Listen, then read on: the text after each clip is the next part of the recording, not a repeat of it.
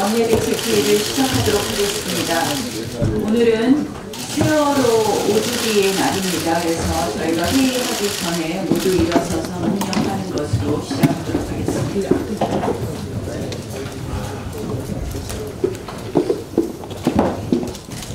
모두 일어섰습니까? 네. 일종 문명.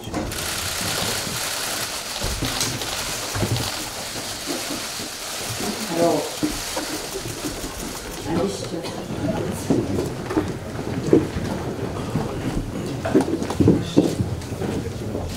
세월호 5주기입니다.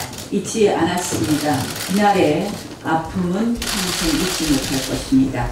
피해자와 유가족 여러분들께 깊은 위로의 말씀을 드립니다. 어린 자식을 안타깝게 잊은 어머니, 아버님의 아픔을 좀 나눠지고 싶습니다. 오늘은 국민 안전의 날이기도 합니다. 세월호의 아픔을 잊지 않고 그 안전의 중요성을 우리가 알기 위해서 2015년에 제정되었습니다. 그러나 이렇게 안전의 날도 제정했음에도 불구하고 우리 사회의 안전의식과 시스템이 얼마나 개선되었느냐에 대해서는 많은 분들이 의문을 제기하고 있습니다. 특히 계속되는 여러 가지 인재 사고가 많이 있습니다. 또 그로 인해서 수많은 피해가 발생하고 있습니다. 화재, 재단 관련 등 많은 안전 관련 법안 국회에서 책임지고 통과시키도록 하겠습니다. 어제 문재인 대통령이 청와대 수석보좌관 회의에서 한미 정상회담의 결과와 향후 대북 정책 구상을 밝혔습니다. 오지랖 운운하며 공개적으로 모욕을 한 북한에 이번만큼은 문 대통령이 단호하게 대처하지 않을까 이런 기대를 했습니다만 역시는 역시였습니다. 제가 헛된 희망을 가졌나 봅니다. 결국 우리는 문재인 대통령의 희망회로만 볼 수 있었습니다. 문재인 대통령의 심각한 회담 중독만 확인되었습니다. 미국은 최근 한미 정상회담을 통해 비핵화 없는 제재 완화 불가라는 기조에 세기를 박았습니다. 또 이것이 올바른 비핵화 프로세스임은 틀림없습니다.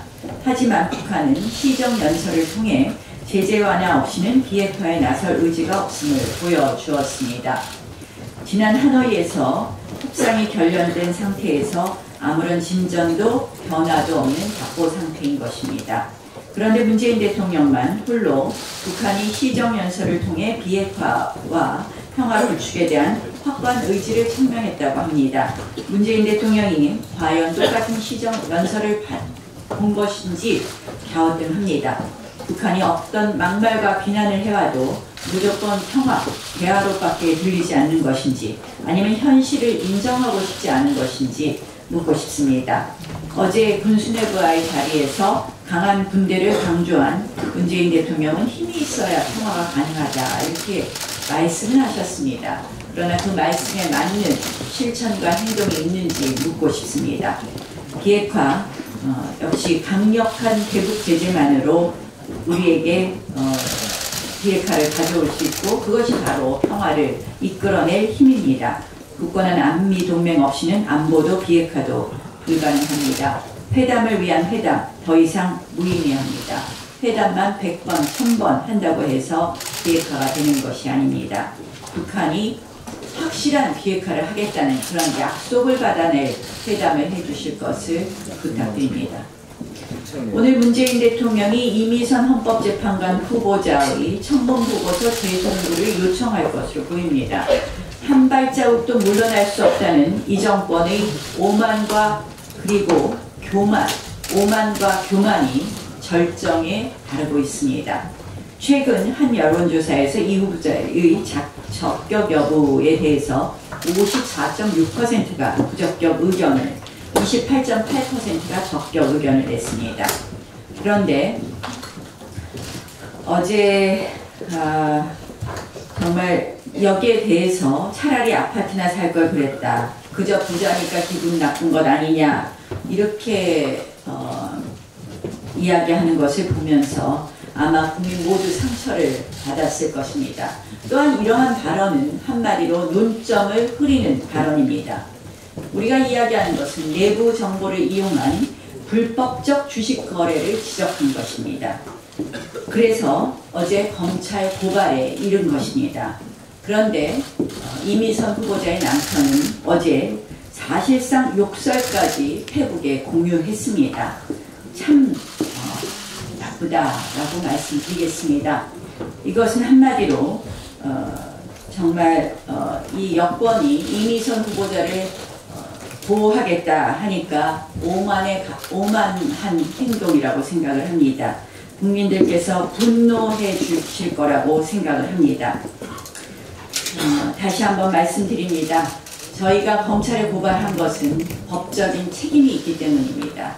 이 법적인 책임이 있는 사람이 헌법재판관의 자리에 오른다면 과연 제대로 헌법재판관의 자리와 역할을 수행할 수 있겠습니까?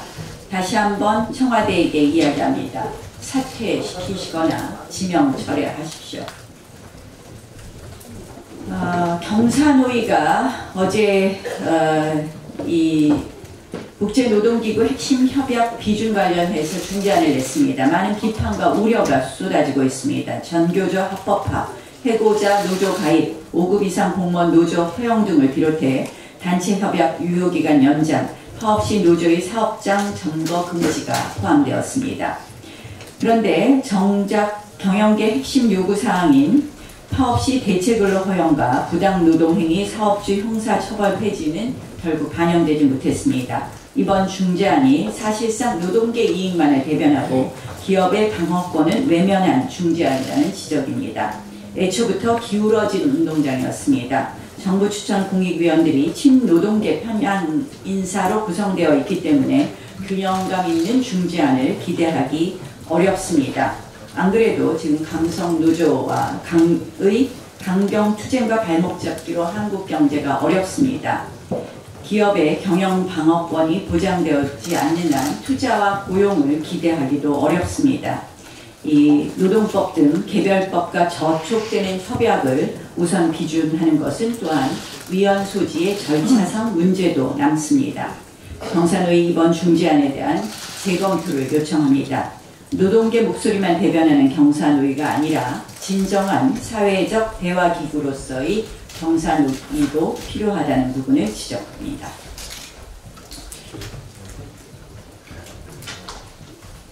네, 이상입니다.